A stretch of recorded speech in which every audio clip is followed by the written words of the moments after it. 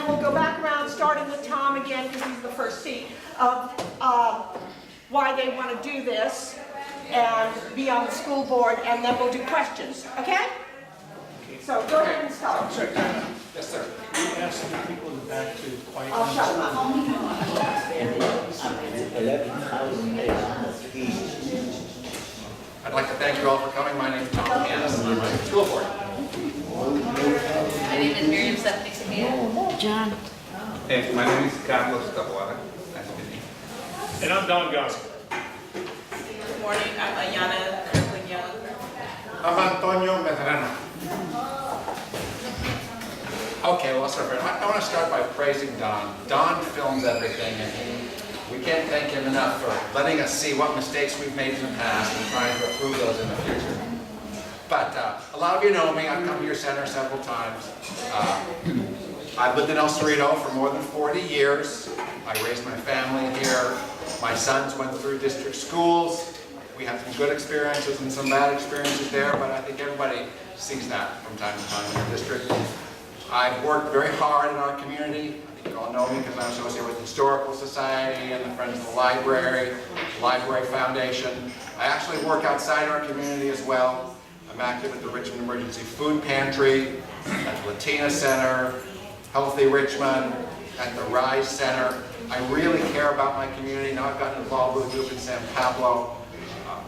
It's so important that we meet all the needs of our community. And one of those needs has to do with schools. I want to make sure that every child has equal opportunity. Every child in this district gets a great education. And that starts with great schools. So we need to be focused on academic achievement for every student. We need to make sure that we're getting all the supports we need to our teachers and our students. And that includes kids all over the district. You know how we have a lot of kids who have stress and trauma every day in their life, Richmond and San Pablo and places.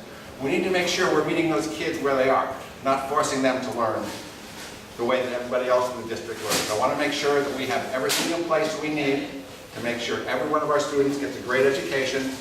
And I also want us to have a very responsive, open, and transparent district. I have personally found that the district's not as open and transparent as I would certainly like it to be. I think we've all had experiences like that. You know, a very important message that I've been whispering in the superintendent's ear is open and transparent. Listen to the parents. Listen to the students. Listen to the community. Work with the community. You can't solve all these problems on your own. We're a school district, we're a part of our community, and we need to work with that community to get to where we want to be. And of course I want to have safe schools. I'm not just talking about kids on the playground. We have too many incidents of harassment, discrimination, bullying, retaliation against teachers, retaliation against parents, retaliation against students. It has to stop. We need safe schools. We're not going to have much learning if we don't have safe schools. Every child needs to feel that they're in a safe place so they can be focused on the education we're getting them. You know, I've been endorsed by a lot of people, you know, most notably George Miller, our 40-year congressman, East Bay Times, so many council people. You know, if you look at the board of the Historical Society and the Friends of the Library, all those groups, I'm very popular. I think it's a reason because everybody knows I have a long record of service. I want to extend that now to our school district. I can be a full-time school district member, a board member, and I'd really like to work very hard to making sure every one of our kids gets a great education. Thank you very much. Schools are the face of our community. What's your name? Tom Hannis. Thank you.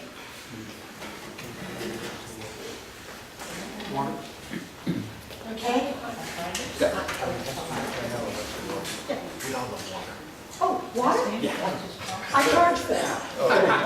I got tea, man, I'm good. Good morning all, my name is Miriam Stephanie Cicada. Most people know me as Stephanie. I'm a parent of 4 children. 3 of them attend Chavez Elementary. I have a 6th grader, a 4th grader, and a 3rd grader, and a 1-year-old who's sleeping right now. I decided to run for school board because as a parent we're not being heard. I've been actively involved in the district's local control accountability plan, as well as the district's MDAC, the Multilingual District Advisory Committee. So as a parent, for the past 7 years, I've been actively involved in any committee that the district may have or the school at my children's school site. And I've seen the budget process, I've seen the programs that are going to certain schools that don't benefit certain schools and some benefit the other community. But I thought it was time that as a parent, my voice be heard more actively involved where the decisions are being made. Any decision made at the board right now currently affects any impact on my children's education and the environment that my children are growing up in.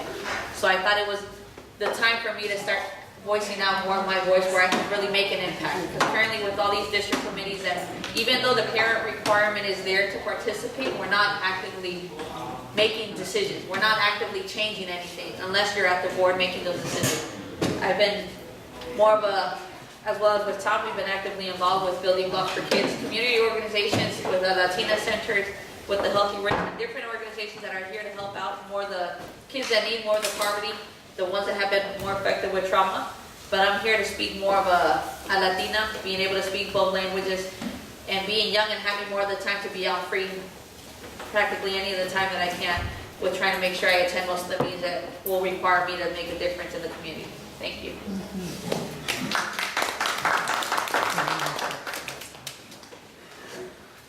Good morning. My name is Carlos Tabuana. And first, I want to thank you for this opportunity. We're usually given 1 minute or 2 minutes. You're very generous with your time, and I appreciate that. But first, let me tell you something about myself and my experience, and then I'll finish with some points about my program. I'm a retired teacher. I've been working in our schools for 21 years. I started out as a bilingual teacher, teaching social sciences, and in the course of my work, I obtained my counseling credential. And in my 21 years of experience in the district, I've come to know firsthand what our students, what our teachers, and what our district needs to succeed. Like everybody will agree here, our students need safe schools, caring teachers, actualized textbooks with the appropriate technology, and more importantly, this is the best thing, small class sizes. That's what brings the interest of the teacher and the interest of the student and the well-being of the school in our district together, small class sizes. Okay, that is the key to reducing discipline, reducing harassment, and really making teaching an effective activity. Okay? You may be a very caring teacher, very knowledgeable, but you are teaching a room full of, the average class size at the high school level is 38. That is the average. That means that you may have a class with 40-something kids. You may care, you may be willing to give individual attention to every student, but you will not be able to do it. So that's one of the key issues. Also, we need an adequate compensation. Adequate compensation. We're one of the lowest paid districts in the whole area. And that is a terrible situation because our teachers don't find it profitable to stay. It's very hard for them even to live in this area. Okay. During my stay at my 21 years in our schools, I was very active in the committees in our school, particularly the school site council and the English Learners Advisory Committee. As I told you, I started out as a bilingual teacher, and I also have been very active with my union, the United Teachers of Richmond. And let me tell you, in my 21 years, I have seen the best and the worst of our district. And it is some of the best things I'm not happy to say, but are things that happened in the past. I remember when I started teaching at Richmond High School, the students were responsible for the yearbook from beginning to end. From beginning to end. We had a printing press that was used full time. A printing press. Every piece of stationery in the school was made by these students. We also had a wood shop, we had an auto mechanic shop, and we also had a lot of kids, probably a higher percentage than we have now, going to college. Year after year, I have seen all those wonderful hands-on experiences disappear one by one. During my last year in Richmond High School, what was it, 7 years ago, the principal simply dismissed our yearbook, said, I don't like it, and they started outsourcing it. And we lost the last hands-on opportunity. I always say, never trust an engineer who didn't get his hands dirty in high school. And I think that's one experience that we need to go back to. As far as my program is concerned, one of the main points in my campaign has been the slogan, let teachers teach.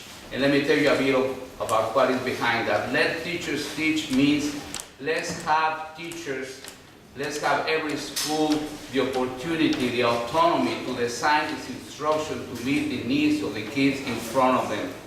Okay. Not the needs of whatever philanthropic organization happens to have donated X amount of money, not the needs of bureaucrats in Sacramento who probably have never set foot in a classroom, the needs of the kids in front of them.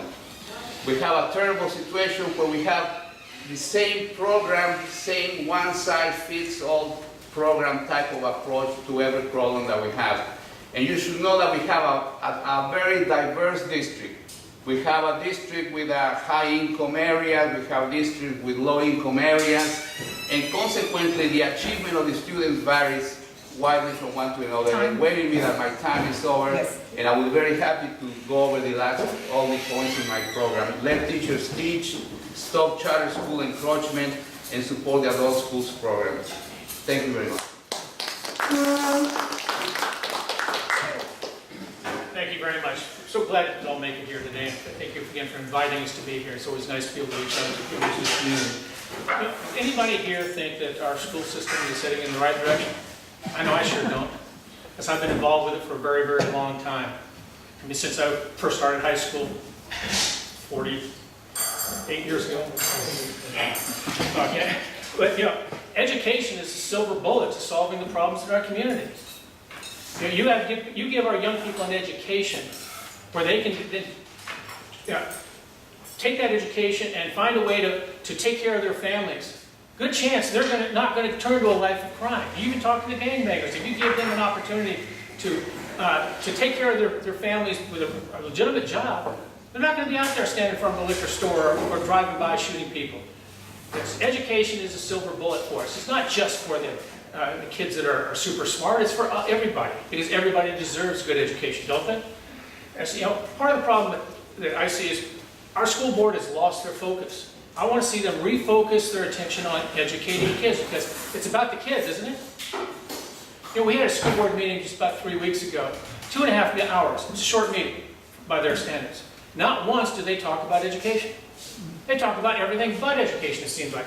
We want to talk about charter schools. We want to talk about bond programs, investigation, and finger pointing, because everybody is corrupt except me and my friends, right? Right? They talk about campaign finance reform. Everything about except education. And we, in our community, we have too many groups trying to divide us.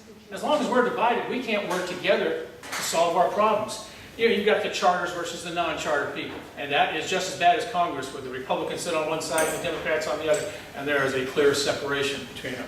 You've got the northern end of the district against the southern end of the district. You've got the ethnic problems. You've got the blacks against the browns, against the whites, against the greens, against the pinks.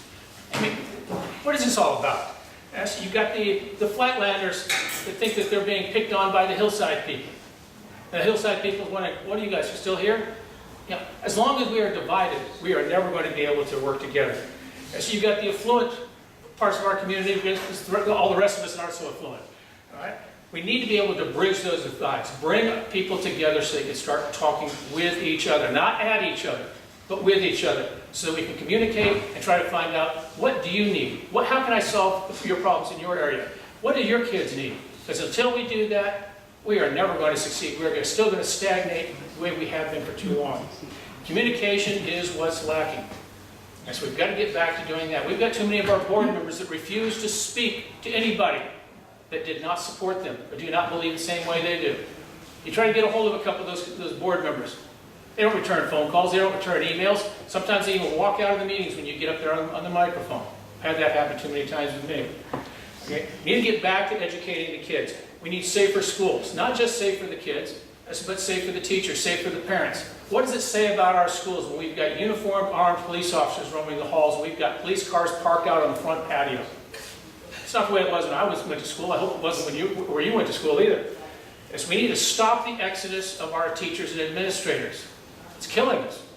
And so bring the parents into the fold. We need to reach out and use the greatest resource of information we have. The parents, the teachers, the students. Because from sitting up on the board, there's no way in the world I can know what's going on in those classrooms because I can't be in every classroom all the time. So I have to rely upon them. They can tell me what's going on. And, you know, others here, you listen to them, they're going to tell you about things that they hope to do. I'm going to tell you something that I have been doing. So the past 11 years, I've been administering the Ivy League Connection Scholarship Program. It's the greatest program in the history of our district. We've awarded 326 scholarships to students in our area, a lot of them, most of them actually from your community, here in El Cerrito. Okay, and to expose them to the college-going culture. We send them back east to highly selective universities for summer programs, to expose them to things other than the UCs and the Cal States. UCs, freshman calculus class has 1,000 students in the lecture. Freshman chemistry has 1,500. You are never going to speak to your professor in that freshman year. Or you go to a highly selective university like Brown University where the average class size is 18. The most popular course is at 85. Then you got the other side of the coin. How are you going to pay for it? UCs and Cal States have virtually no money, whereas the private schools have more money than God, and they love to take care of kids from economically depressed areas. That's us. 5 minutes, sir. Thank you. You're welcome. I'm sorry, sir, what was your name? John Gosney.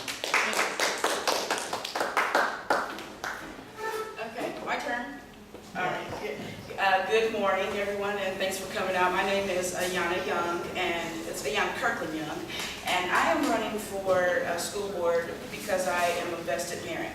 I went to school in West Contra Costa Unified School District back when it was Richmond Unified School District. So I went to Montalva Manor, which is in San Pablo, and then I got into the gifted program, and I went to Collins, which is in Pinole. And I went to Pinole Junior, and then I went to Pinole Valley High School, where I graduated from high school. I have 7 kids. 3 of them have already graduated, and 4 of them remain in the district right now. They all attend Stewart, which is a K through 8 in Pinole.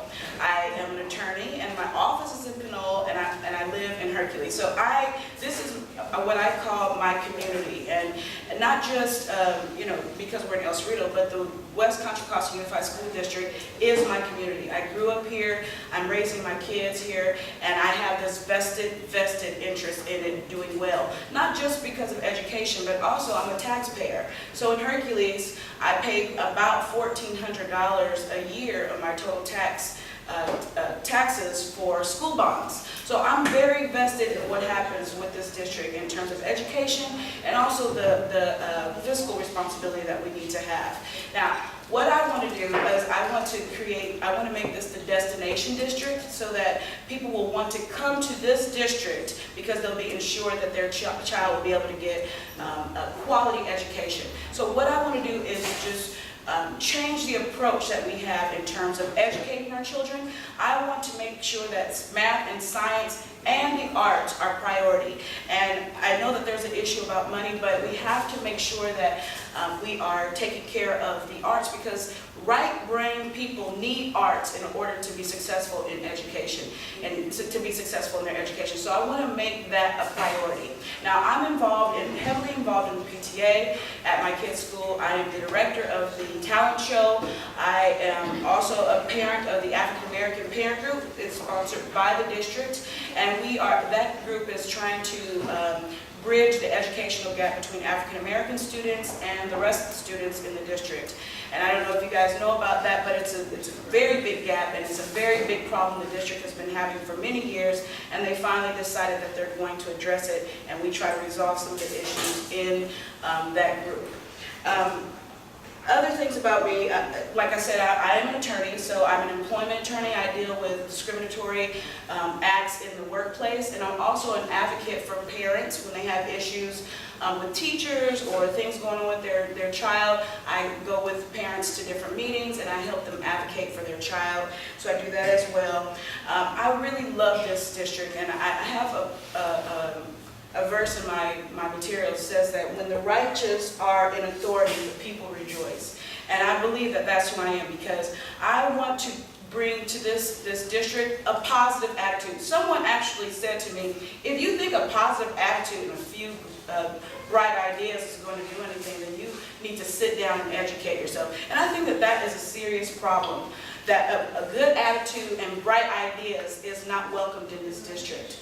When we talk about bringing the district together, that's what we need to do. All we do is fight about different issues, and that has to stop because it takes the focus off of the children. And that's what I want to do. I want to bring the focus back to educating our children. I have a first grader, I have a fourth grader, a sixth grader, and a seventh grader. And I see it day by day, what happens in the schools, how they're not being educated the way they're supposed to be. I went to kindergarten in Southern California. I learned how to read in kindergarten. When I moved here to West Contra Costa Unified School District, in the first grade, they made me wait for the rest of the students. Now, 35 years later, they're just getting full-day kindergarten for this entire district. It took them, 2 years ago, I ran for this position because I saw that we needed to change. Now they have full-time kindergarten in this district, 35 years after the school that I went to. We need to get to educating our students. We can do that if we come together, the entire district. I'm on the other side. I live in Hercules. I'm from Pinole. And for many, many years, we haven't had any representation on that side of the district. It's time that we have diversity within geographical diversity on the district, on the board, and I can bring that diversity. I know what happens in Pinole. I know what we need in Hercules, and I can bring that knowledge to the board. That will help us all come together, and that is what we need to do. I'm educated, I'm qualified, yes, and you know what? I have the attitude to bring this district together. I have that attitude. I'm ready to work.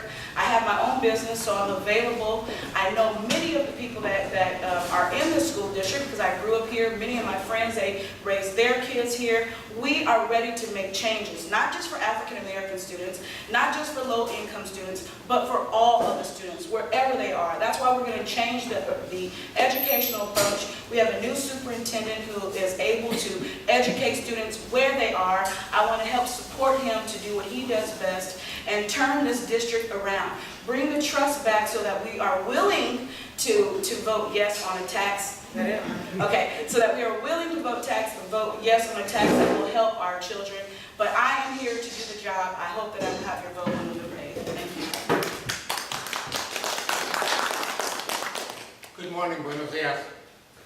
I was looking at the bulletin board since I came in, one of the earliest people here, and I'm impressed with what I see in the image of Martin Luther King, Not in Our Town, Stop the Hate.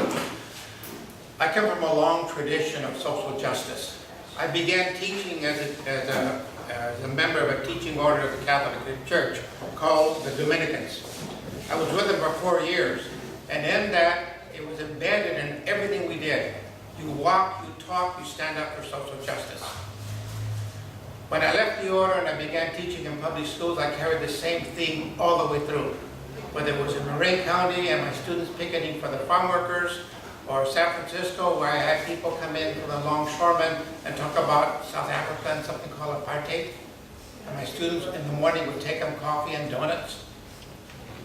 So that theme runs through my entire life. I come from a family of organizers.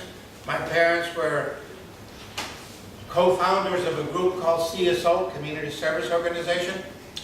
And one of its earliest leaders was somebody that I'm sure that you recognize by the name of Cesar Chavez. He left the organization to form the farm worker movement. The very first time I got busted by the police was picketing for the farm workers in Delano, California. And the last time I got arrested by the police was in San Francisco, the last Friday of last January on immigration work. So I carry that theme along. I'm a retired teacher, college and high school, founder of ethnic studies in College of Marin. The proud father and father of 3 kids. They all went to public schools. My youngest grandkids are going to public schools. And to me, public school education is the most important thing that we have. I remember as a young kid having to learn English, and a teacher sitting down with me after school and reading passages from Tom Sawyer or some other book and having me pronounce the words for them so I could learn. Now I'm not afraid to speak in front of anyone. I have done that in the past. What do we want? Equal education for everyone. A full, complete distribution of the local control funding formula funds. As you know, the state of California now 3 years ago established a new way of funding public schools. Special money goes to low-income students, extra money goes to English language students and to foster kids. I'm part of a coalition as a member of the ACLU to monitor the expense, how the expenditures are being handled in the local control funding formula. It's important that we observe that. We need transparency in our district. Be honest with the parents. Don't tell them we're going to build your school. Oops, I'm sorry, we ran out of money. Tell them that from the very beginning. It will take another 5 years, 6 years, or even 10 years. I've served on 3 different school site councils. My own community in Montalvo, where she used to live. Then I went to Helms, served on the school site council as a retired teacher. Then at Richmond High. It's key that the parents who are on the school site council make the decisions for their school. They're the ones that decide how the money is spent. And I've always told the school site councils and now the district-wide committees, whatever school district you're in, the attendance area, ask the principal, how much money are we spending on teachers? How much money are we spending on English language assistance or on tutoring? That's key. If we find students are failing in the courses, identify them as quickly as possible and pour the attention on them.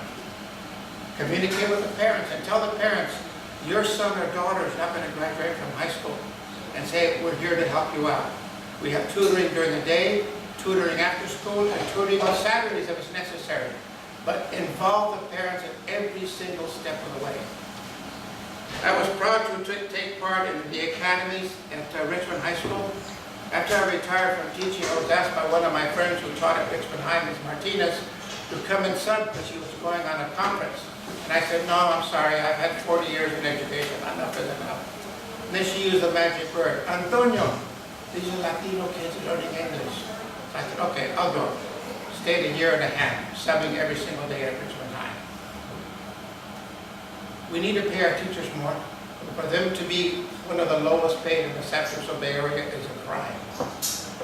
When I was at Richmond High, I remember teachers coming to me and saying, Antonio, I'm getting married and I can't afford to stay. And I told them, your family comes first. No. You voted for me once when I was on the board back in 2008. I'd like to have you vote again. Thank you. Gracias.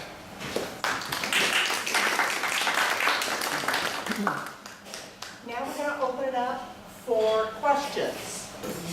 And I've got one. This program is from adult ed, older adult education. How do y'all feel about that? Go. Okay? Big supporter of adult education for many, many reasons. It's not just for senior citizens, like we might have here, but for people just getting out of high school that maybe may not have gotten their degree. We need to be able to provide means so that they can learn English language, for instance, so they can help their own kids with their homework. We need to be able to provide vocational training so that some of our kids that did not get anything out of high school, that they may not be ready for the tech world, can learn the skills so they can go into the trades, for instance. That's my background. I mean, when I dropped out of Cal because I ran out of money, I went into the building trades. I used to build oil refineries as a steam fitter. I used to manage $1 billion projects. President of Steam Fitters Local 342. Yes, but we need to be able to provide access to our adults so that they can continue with their education and learn the skills that they need or want. When I served on the board between 2008 and 2012, we were hit with a horrible financial crisis in California. And 2 cities came to us to help keep their schools open. One of them was the smallest city in West County, San Paulo, came through it to help keep their schools open, and Richmond, California. The other areas of our district didn't come forward with that, but we kept them open. But one of the things that many school districts did in California during the financial crisis was to slash adult education completely. I was one of them, and I finally got the support of the board that said, don't cut adult education. You want our parents to learn English, they can help their sons and daughters? You're going to kill it if you cut off adult education. We did finally cut it from $3 million down to $1 million, but I fought to save it. We got to keep adult education going. parents want to take classes at whatever subject you want, and especially the Latino parents who want to learn English. You look at the classes in the evening, Richmond High, they're packed. I know, I speak to them all the time. Adult education is important. It's the beginning seed. Because if their students, their sons and daughters see their parents learning and struggling to learn, it gives them an impetus to continue studying. It is important, let's don't get rid of it. I don't know. Adult education. I know, I'm just trying to figure out. All right, I guess I'll go next. So adult education, I have in the past said that I think that the money that we use for adult education, I thought that we could use that money to do some of the things that we need to do for the younger students. Now, I didn't know that adult education funded things like this. I do know that I've heard in the past that adult education funds a lot of the classes where people do go to learn English and things like that, where parents go to learn English.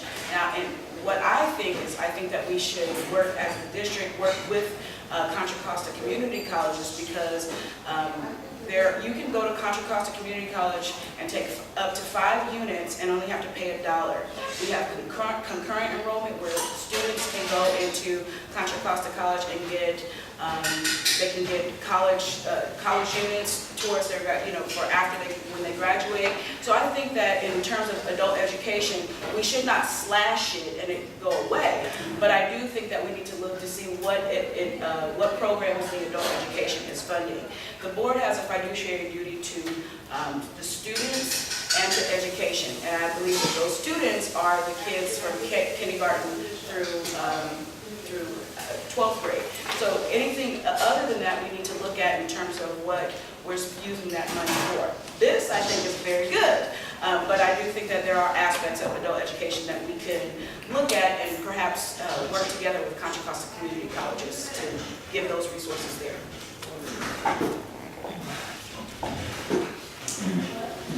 Well, that's a very interesting point. You look at my 4x6 card, you will see that support adult school program is one of the key points in my campaign. I believe that the adult school is one of the links that we have with the community. It's an organic, live link that makes education a reality for everybody. I believe that we should strengthen our programs. We should broaden our programs. We need more apprenticeships. We need more programs for adults. And we need more programs for the young adults that graduate from our high school. And they need an additional training. They need additional qualifications. I think adult school is an essential and integral part of the commitment that our district has to the communities that we serve.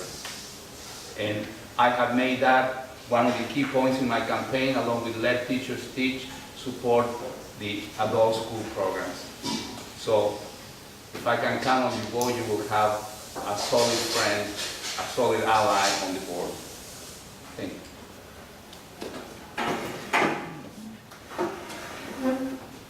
As a school board, we got to look at the needs of the students, but currently looking at how the adult ed has supported most of the parents of the Latino community learn English, as well as a new program that started 2 years ago, Parent University, where we're using these adult ed teachers to really understand the needs of the district so that they can help their students support, whether it be homework or whether it be whatever needs you need to get to making a complaint with the district, or how to even move around systems within the district. So there's many things that benefit, as well as with the GED program. I myself didn't graduate from high school, but when I was pregnant with my 3rd child, I took it upon myself to go to the adult ed and get my GED. And to have those courses available to those students that sadly haven't graduated benefits all the parents. And the classes that my husband has taken, as well as this, the welding classes. These are classes that benefit parents to make sure they're getting things in order to move forward with their lives and be able to support the family. So we need to learn to compromise to make sure we're providing these classes. And it's something that, as well as making sure that our students are getting the needs, we need to make sure that our seniors and our adult students that don't graduate or need to be able to learn vocational trades continue to do so. I'm a very big supporter of adult education program. When I got out of UC Berkeley, with a high school with an MBA, I went to work for a CPA firm. I thought I was a pretty smart guy. And the first thing I learned was there was a lot I didn't know, and I took adult education courses back then. That was 40 years ago. That was mostly to catch up on computers and some other things I ignored, as well as some of my writing skills. Very useful. Next job I went to, there I was, back at adult education. Last job I was at, adult education. And you learn so many things, you meet so many people. We've talked about there's a large need for our English language learners. Our adult education program is really important for that. We've got a partner with the community college. We've got a partner with the unions. We have to make sure that we have good vocational training, adult education available to everyone. We're very fortunate. We're currently running our adult education program. It's on a pay-as-you-go basis, so we're not spending more than we're taking in, the way the classes run. So I'm very happy about that. We've always got to be watching the budget, but I'm a big supporter of adult education. We've done a really good job of running that program, and I'd like to see it keep going and expand it to the extent we can do that.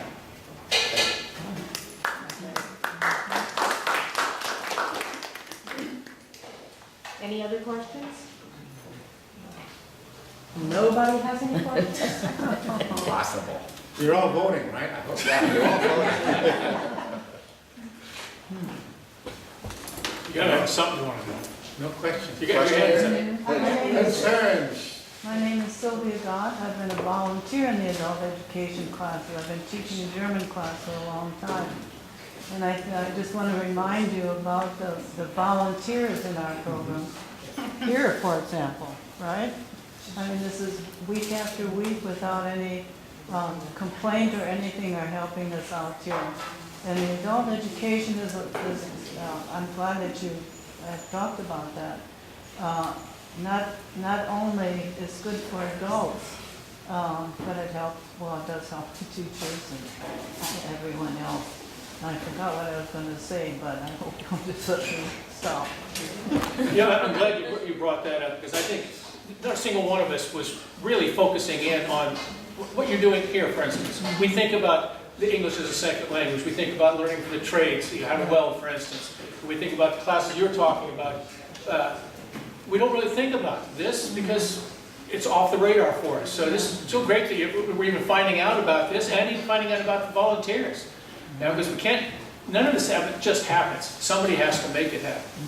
That's all you. Thank you. Well, I'll add to that. I don't think the board realizes that this program here, we have one paid person, that's Carol. Everybody else is volunteering. People who are cooking, I teach exercise and dancing. There's a Chinese language specialist. They teach, everybody volunteers. And there's quite a few volunteers in this program, much more than you really think. Well, I think we definitely need to put you guys on the radar. Yes, please. Also to set an example about what it means to volunteer. I mean, in this district, we have a lot of problems with parents, with parental involvement. And I don't know if that's because they feel discouraged about what's happening in the district, but we definitely need to look to, to what you guys are doing so that people know that this is what they need to be doing too. We cannot work if we don't work together. Everyone's looking to see what they can get out of it, what are they gonna get? Are they gonna get paid? We cannot live as a society with everyone trying to figure out what they're going to get, how's it going to benefit them. We have to work together. And I think this is a really good example of exactly what we need on the board and what we need in this district. When people work together, volunteering, and caring about others more than just what is going on in their own life. So I appreciate this. Thank you. I think adult education is very important, so you should avoid duplications, and you should work together with junior college a lot. Yes. And maybe that may bring a couple of savings to bring back the workshops, the practical workshops. So kids can have hands-on classes for mechanics, for auto stuff. Girls maybe for housekeeping or whatever, for going in the direction of trades. Yes. Yes, definitely. That helps a lot of kids who have no place to go. Right, and there are programs in the like with the trade programs, and they've been told that there's no budget for them. And And so but what we need to do is we need to get the money for that curriculum to come into school. That way we can make, a two-pathway. Everyone's not going to go to a four-year college right after they graduate. Other people, there are other options that we could give to the students, but we always hear this thing about budget, and that's what we need to fix. I went to somewhere where a young man asked me, well, what if everyone's not good in math? What if, give them other options? Well, we should make sure that we educate all of our students in math, in science, and then they can pick which way they want to go, right? If they want to be a plumber, engineer, lawyer, doctor, whatever, they'll be ready to do that, regardless, but we still need to educate them. And yes, we need to look into partnering with Contra Costa College and freeing up some. We still need carpenters and plumbers Yes. and electricians We do. and all. Caregivers, we do all of that. Let me tell you, from my experience serving on the board, I remember one time we tried to get carpenters to come to, at Richmond High we have the setup, it's there, it's still there. The huge circular saw, when you turn it on, man, you can't hear anything. But it's no longer used. And we tried to get somebody to come in and help with carpentry and also with welding. And the retired folks that came in, union folks, said, you want me to work for teachers' wages? I can't. So we have to find a way of compensating them.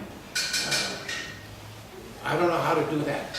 I remember this one welding, guy who'd been welding his entire life, his union, said, I can't come and teach for the miserable funds that you would pay me.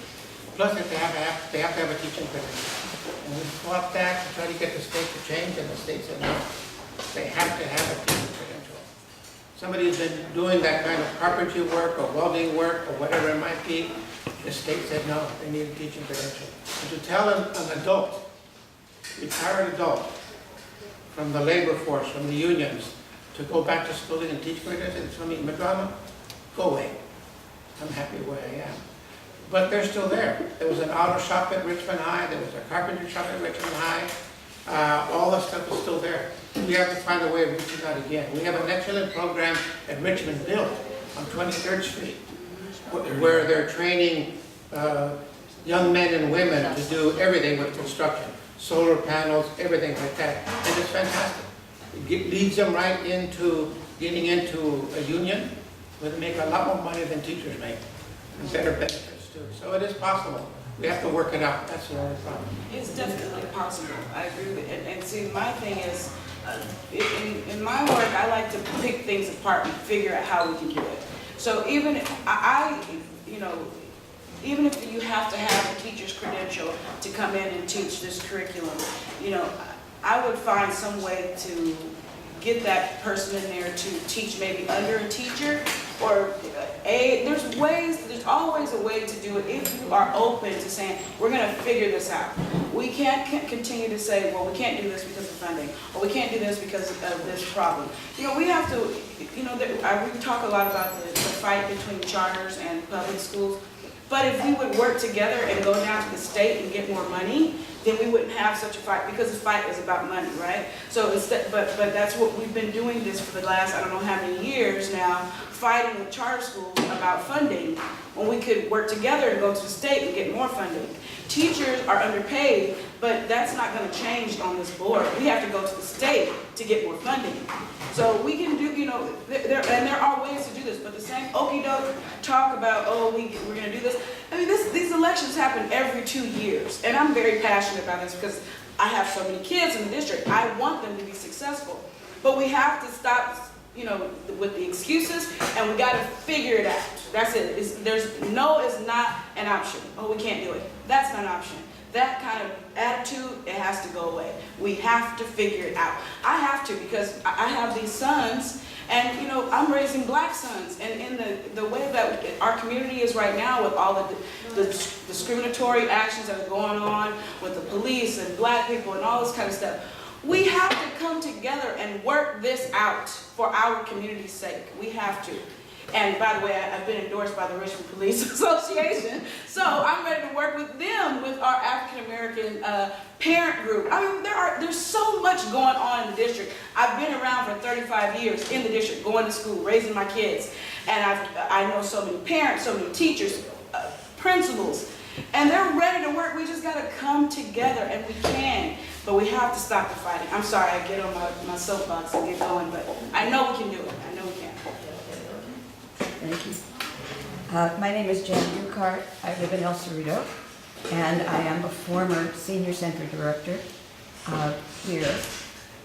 And I want to tell you a little something that you have to think about when you are thinking about what you on the board will be doing. The programs, when you think about programs for senior citizens, you have to remember that we have a lot of older people in West County. Many of them, most of them, are not working. But they need to do something that will keep them healthy and stimulated.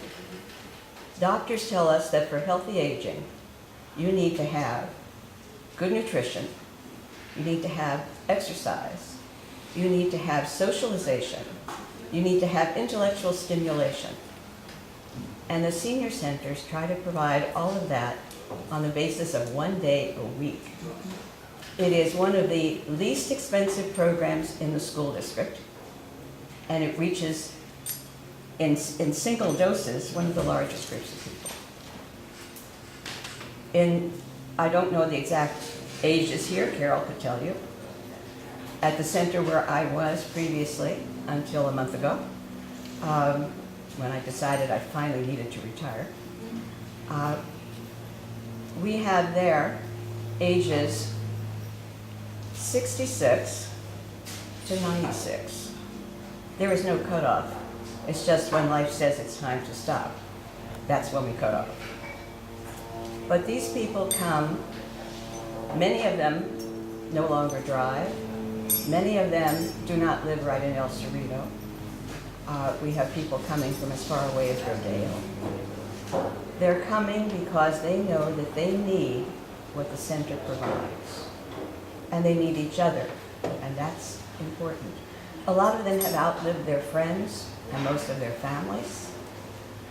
They're looking for ways to keep their minds alive. And when you are that age and you're limited in terms of transportation and usually budget as well, you have to think about where can you find what you need. And a lot of older people cannot find it.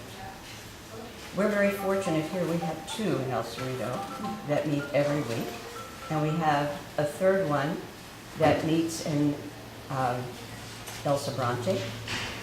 And we have a 4th one that meets on alternate Saturdays at the El Cerrito Open House Senior Center. And that program is for Japanese speakers. There's a significant number of Japanese speakers in this community. All of us try to provide the most we can possibly do with next to no money. Because, as someone else mentioned, there's only one paid person, and that person is not in a full-time job. We're paid for 5 hours a week. So it's not something you would do to pay your rent or to get your groceries.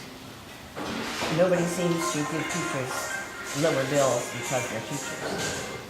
But the point is really that this district is doing something that a lot of other districts have found that they can't or don't choose to do, and that is they are making the effort to not do away with programs for older adults. The connection with the community colleges is wonderful, but our community college is situated in a place where most of our people could not get there. And if they could find transportation, the distance between where the cars park and where the buildings are would be impossible for them to get to on foot. I'm listening to the board members. There are a lot of very practical things you have to think about when you think about seniors. And they do need the education process that we have. I have to say that I know that Tom is very devoted to the education of seniors because he came on his own time as a volunteer to both the centers in El Cerrito on numerous occasions. But I would like to see more people coming in as volunteers. We really need the help. And most of all, we need the continuance of the programs. because we have a lot of people who are still mentally alive and would like to continue being that way, and this is going to help them do that. So don't forget us when you are on board. If I could speak up for the Gosney Senior Center that I belong to, the past ARB president of the one that know. Our meals are cooked on site. It's the only senior center, I think, in West County that does that. Excuse Very busy. Excuse me. I work But all it's weekend. very busy. All kinds of activities for the seniors. It's fantastic. And so they're very active. I live close to Pinot, very close. I need to say one other thing which I should have said in the beginning. This center is called Christ Lutheran, and the center where I was St. John's. St. John's is a Catholic church. The El Bronte one is also a Catholic church. What you need to be aware of, because the community doesn't always understand, and you need to help us spread the word, that these are non-denominational programs. They are part of the school district. They are not the church program. The churches are generous in allowing us to meet here, in providing a place for us to meet, but it has nothing to do with the program. And you've probably all heard about this economic crunch that's been going around. Is that every organization, school boards, community college districts, our local cities, communities, they all have very little money. So what they want to do is programs that they feel are not as essential, they want to farm it out and let somebody else take care of it. Instead of the school district offering adult education, let's have the community college do it. Instead of the school district offering programs like you have, let's let the cities do it. The cities say, well, let the counties do it. Everybody wants to shovel it off on somebody else, but nobody wants to embrace it and own it. We need a change of attitude on that, but it comes down to money. Where are we going to get the money? And that comes down to priorities. Which is most important? You want to take care of this or you want to take care of that? It's a tough decision for any elected leader, but that's where the members of the community need to step forward. You need to be able to tell your board, come down there and tell them, this is important to us. They do it.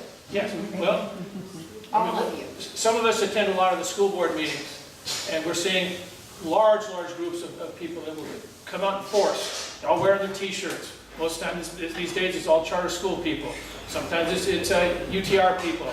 It doesn't matter what the group is. They're coming out in force. Seniors need to come out in force too. Yeah. Well, I would Carol, say, you can speak to that. can I just say one thing really quick? I think in terms of adult education, I really did not know that the adult education funded programs like this. And so I think it is just about educating our community, because I certainly wouldn't want, as a board member, I would not cut any type of senior programs or anything like that. When I talk about pushing the adult education to Contra Costa College, that wouldn't be the entire adult education program, just the things that Contra Costa College can handle, not things like this. We need to make sure that the community knows that we are paying for this. We fund these types of programs so that they'll be pushed behind it. I don't think it's necessary for all the seniors to come down to the board meetings. If we just tell some people, and let it be known, and we can use Facebook, we can use all this kind of stuff to make sure that the public knows that the district takes care of programs like this, and we need to continue. This table is talking way too much. We need to let this side of the table. Yeah, I words. just have a closing statement. So I think we're getting ready for lunch. And that is that It's going to be good. I'm sure it will be. My husband made it.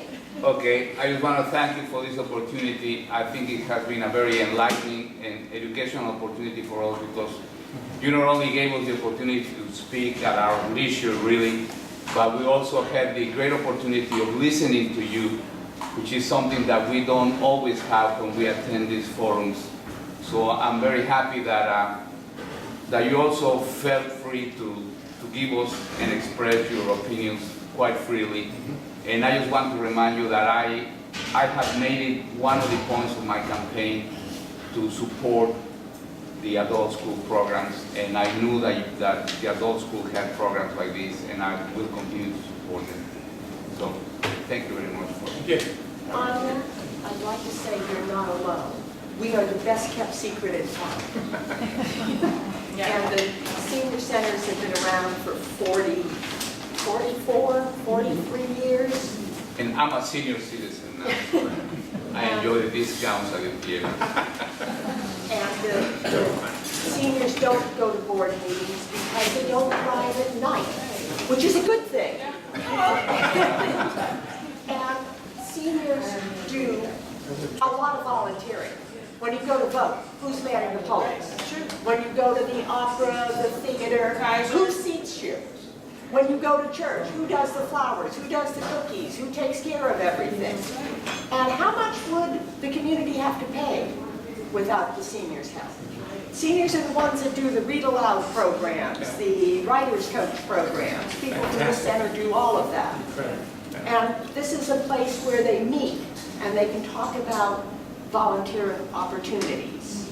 And, oh, I do this. Oh, I'd like to do that. Well, come with me. And that's how a lot of the volunteer happens, is through places like senior centers. Anyway. I think also we could utilize our seniors in our schools too. You have them there, but you can get more with a push. We don't have Yeah, you have some who do the read aloud program, some who do the writing coach, some who are, one was a room mother. She doesn't come here any longer, but she was a room mother with her kids, and then she was a room mother with her grandkids. Thank you very much. Gracias. Thank you. Well, I thank you all for coming and being part of this. And what I'd like to do now is if you would each take a seat at one of the tables, and then people can come and talk to you and have lunch with you. Sure. Okay? All right. Pick a table. All right. I'll go to that one. Which one does the cool kids take? May I see? Chris? Shut the window.